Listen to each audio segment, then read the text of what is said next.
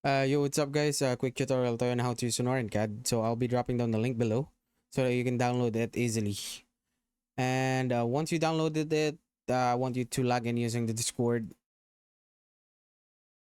Then once na nakalagin na kayo, wala kayong makikita ditong any server, just hit this green one or join a community. The community ID, I'll be dropping it down below sa Discord natin in police department so that tayo lang makaka-access niyan.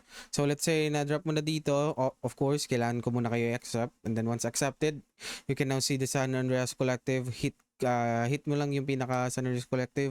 Makikita nyo lang dito is civilian and police. Don't mind other these things na nakikita nyo. Ako lang nakakita niyan since I'm the creator. And yeah, hit the police one. Okay, this is what you can see upon logging into our SonarCAD. You can mark yourself as BC and available en route, on scene, and you can hit the panic. Ayoko munang hit yan kasi si dispatcher lang makakapag-disable niyan. And also how to change your identifier. Just hit this one. Makikita nyo rin yan pero hindi ganyan yung makikita nyo kasi sa akin nakaset na. So unit number, let's say 13 Lincoln 12 ako. Name is Easton Pierce. Rank is Sergeant 1.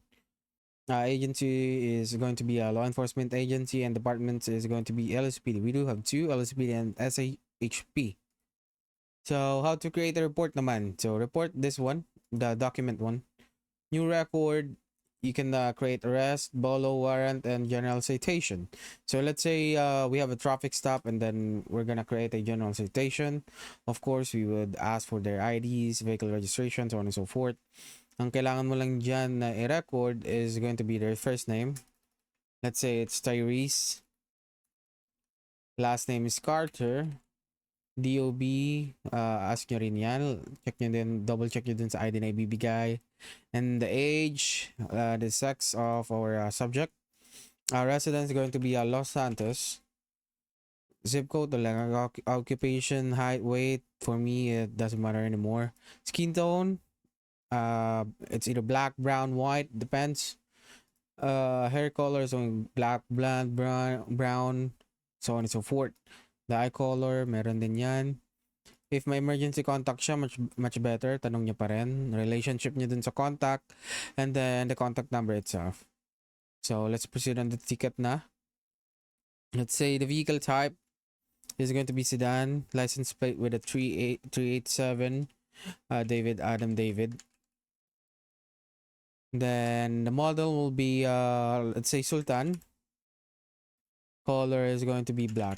So ayun lang yung i-fill up natin dyan.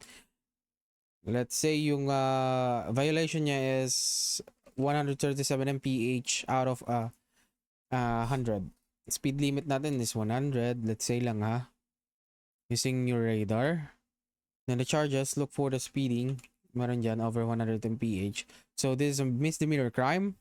Possible siya makulong. It depends on your discretion. And depends on how cooperative your subject is. So it's still your discretion whether you're going to citate or to jail the person itself. Then short narrative, since citation lang naman to. Ganyan lang. Let's say nakapag-add ka na. Huwag nyo napansinin itong nasa ilalim. Then hit add record. Boom, tapos. Meron na siyang record dyan. You're going to search for Tyrese name. Next time na magkaroon kayo ng stop. Let's say first name is Tyrese. Records, general records, Tyrese Carter. Yan, ito yung mga past record niya before. Malaman natin kung may prior siya or not. So, ganun lang siya kadali, guys. And I hope you guys learned something from me. I'll see you guys in game. Bye-bye.